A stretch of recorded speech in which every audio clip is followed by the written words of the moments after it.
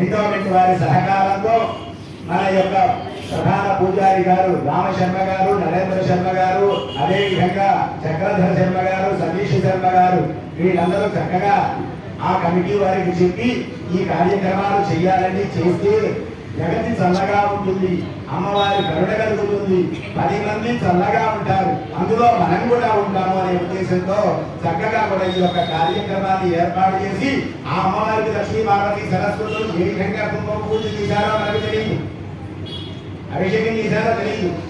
అందువల్ల మన మారెమ్మ తల్లిగా ఆ విధంగా కుంకుమతో అభిషేకం చేసి అమ్మవారికి చక్కగా ప్రీతికరమైనటువంటి కుంకుమను పూజ చేసిన తర్వాత అందరికీ తలా కొద్దిగా కుంకుమ పంచిపెట్టడం జరుగుతుంది.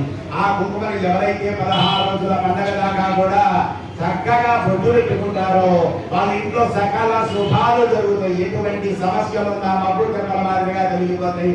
అమ్మ నిన్న చెప్పాను, అమ్మ దయ ఉంటే అన్నీ ఉన్నట్లే. ఆ అమ్మ కుంకుమ ప్రభావం చేత మన ఇల్లు కూడా రత్నమయాలు చేయట.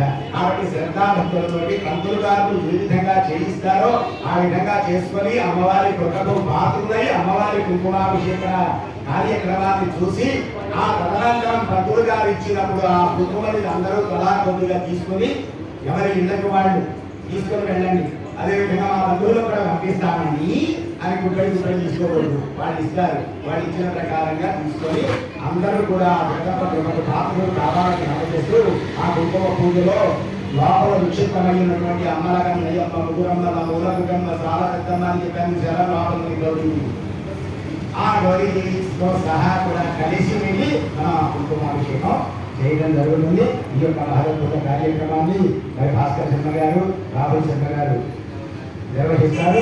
చక్కగా కూడా శ్రద్ధాభక్తులతో ఇక్కడ హారతి తీసుకొని ఆడుతున్నాం.